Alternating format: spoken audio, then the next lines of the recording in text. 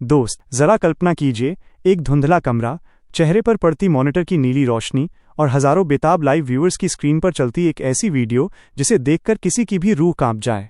कहानी की शुरुआत ही एक झटके से होती है, जहां इंटरनेट का सबसे आइडियल माना जाने वाला कपल, जिसे दुनिया हाची रेना के नाम से पूछती थी, लाइव कैमरे के सामने अपने प्यार की नुमाइश नहीं बल्कि अपनी हवस का बाजार सजाए बैठा था। वो कोई साधारण रोमांस नहीं था, बल्कि एक ऐसा एडल्ट धंधा था जिसे एक पति अपनी ही पत्नी की मासूमियत का गला घोंटकर चला रहा था। क्या आप ऐसे धोखे के बाद सिर्फ रोएंगे या फिर उस लाइव कैमरे के सामने ही खूनी इंसाफ की इबारत लिखेंगे? आज की कहानी I killed my husband but now I am back in time की है, जो आपको प्यार, हवस और नफरत के सबसे डार्क कोने में ले जाएगी। कीटा एक ऐसा पति था जिसे देखकर हर लड़की दुआ करती थी कि काश उसे भी ऐसा ही प्रिंस चार्मिंग मिले। लेकिन एक रात जब रीनो को एक गुमनाम लिंक मिलता है तो उसकी पूरी दुनिया राख हो जाती है। उस सीक्रेट एडल्ट लाइव स्ट्रीम में जो नकाबपोश शख्स किसी और औरत के साथ उन गहराइयों में डूबा था जिन्हें देखकर ज़मीर मर जाए, वो कोई और नहीं बल्कि रीनो का अपना पति कीटा था, जिसे वो अपनी सुरक्षा की ढाल समझती थी। वो असल में बंद कमरों में अपनी गंदी दुनिया का राजा बना बैठा था। रीनो का दिल मानो उसके सीने से बाहर निकल आया हो। उसे याद आया कि कैसे आज सुबह ही कीटा ने उसे माथे पर चूमकर कहा था कि रीनो, तुम मेरी दुनिया हो। क्या यही थी उसकी दुनिया? एक कैमरा, एक अनजान औरत और हजारों अजनबियों के सामने अपनी मर्यादा की नुमाइश। रीनो के अंदर का सब्र एक पल में लावा बन जाता है। उसके हाथ कांप रहे थे, लेकिन उसका इरादा फौलाद जैसा हो चुका था। वो सीधे उस स्टूडियो पहुंचती है जहां ये सब लाइव टेलीकास्ट हो रहा था।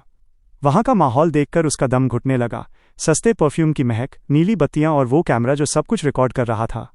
उसका शरीर गुस्से से थरथरा रहा था, लेकिन उसके हाथ में मौजूद चाकू एकदम स्थिर था। कीटा, क्या मैं तुम्हारे लिए सिर्फ एक पर्दा थी? रीनो की ये आवाज़ शायद कीटा ने सुनी भी नहीं होगी, क्योंकि अगले ही पल वहां सिर्फ चीखें और खून की धार थीं। रीनो ने 20,000 लाइव व्यूअर्स के सामने अपने उस धोखेबाज पति और उसकी मिस्ट्रेस को मौत की नींद सुला दिया। पूरी दुनिया ने लाइव देखा कि कैसे एक हसीन सपने का अंत एक खौफनाक कत्ल में हुआ। रीनो को तुरंत गिरफ्तार कर लिया गया। जेल की उस ठंडी कोठरी में बैठकर वो सिर्फ उन 10 सालों के बारे में सोच रही थी जो उसने इस राक्षस के साथ बिताए थे। उसे खुद से नफरत होने लगी थी कि वो इतनी अंधी कैसे हो गई। बाहर मीडिया उसे खूनी पत्नी कह रहा था, पर उसे कोई फर्क नहीं पड़ता था। उसने अपनी कलाई काटने का फैसला किया ताकि इस नफरत भरी जिंदगी से पीछा छूट सके। लेकिन जैसे ही उसकी सांसें रुकने वाली थीं, मौत उसे अपनाने के बजाय 10 साल पीछे धकेल देती है। वो अचानक अपने डाइनिंग टेबल पर खुद को पाती है। वही नाश्ता, वही सुबह, वही तारीख। सामने कीटा बैठा था, अपनी उसी मासूम मुस्कान के साथ। रीनो, तुम आज इतनी चुप क्यों हो? क्या हुआ? उसकी आवाज़ सुनकर रीनो के रोंगटे खड़े हो गए। ये वही आवाज़ थी जो कल तक उसे सुकून देती थी, पर आज उसके कानों में पिघले हुए शीशे की तरह लग रही थी। अब यहाँ मेरा आपसे एक बहुत ही पेचीदा सवाल है। अगर आपको अपने पार्टनर की उस एडल्ट और काली सच्चाई का पता दोबारा चलने वाला हो, तो क्या आप उसे चुपचाप सहेंगे या फिर उसे ऐसी सज़ा देंगे जिसे दुनिया सदियों तक याद रखे? अपना जवाब कमेंट्स में ज़रूर बताएं। और हाँ, अगर आप भी ऐसी ही गहरी और रोंगटे खड़े कर देने वाली कहानियों के दीवाने हैं, तो अभी सब्सक्राइब बटन दबाएं और इस चैनल का हिस्सा बनें, क्योंकि असली इंतकाम तो अब शुरू होने वाला है। रीनो आखिर कीटा के इस गंदे जाल में फंसी कैसे? चलिए फ्लैशबैक में चलते हैं। 10 साल पहले रीनो एक अनाथ लड़की थी जो एक बार में बर्तन धोकर अपनी गुजर बसर कर रही थी। उसके पास न तो सिर पर छत थी, न ही कोई सहारा। उसे लगता था कि वो कभी प्यार और इज्जत के लायक नहीं है। तभी कीटा आया, अमीर, हैंडसम और जुबान का मीठा। उसने रीनो को वो सब कुछ दिया जिसका उसने कभी सपना भी नहीं देखा था। रीनो, मैं तुम्हें दुनिया की हर खुशी दूंगा। उसके ये शब्द रीनो के लिए खुदा की आवाज़ थे। रीनो ने अपना सब कुछ कीटा के चरणों में रख दिया। वो उसकी हर छोटी बात का ख्याल रखती, उसके लिए घंटों खाना बनाती, उसे खुश रखने के लिए अपनी हर इच्छा को मार देती। लेकिन उसे क्या पता था कि ये सब एक बहुत बड़ा और घिनौना गेम था। कीटा ने रीनो को इसलिए चुना क्योंकि उसका कोई नहीं था, उसे कोई ढूंढने वाला नहीं था। वो कीटा के लिए एक परफेक्ट कवर थी। एक घरेलू, सीधी सादी बीवी की आड़ में वो अपना गंदा धंधा बेखौफ चला सकता था। लेकिन अब रीनो वापस आ गई है। अब वो मासूम लड़की नहीं रही जिसे कीटा ने अपनी हवस और लालच के लिए चुना था। जब वो कीटा के सामने बैठती है तो उसका जी चाहता है कि अभी उसका गला घोंट दे, लेकिन वो जानती है कि मौत तो बहुत आसान सज़ा है। उसे कीटा को जिंदा रहते हुए नरक दिखाना है। वो मुस्कुराती है और कहती है, कुछ नहीं कीटा, बस थोड़ा सिर दर्द है। कीटा ने उसका हाथ थाम लिया, वही हाथ जिसने कल रात किसी और को छुआ था। रीनो को घिन आने लगी, पर उसने हाथ हटाया नहीं। उसे अब एक गहरी प्लानिंग करनी थी। रीनो ने अपनी जासूसी शुरू की। उसे पता था कि कीटा के पास एक गुप्त लैपटॉप है जहां वो अपनी वेबकैम शूटिंग का सारा डेटा रखता है। उसने धीरे धीरे कीटा का विश्वास फिर से जीतना शुरू किया। वो उसके लिए उसका पसंदीदा खाना बनाती, उसके साथ समय बिताती, ताकि कीटा को जरा भी शक न हो।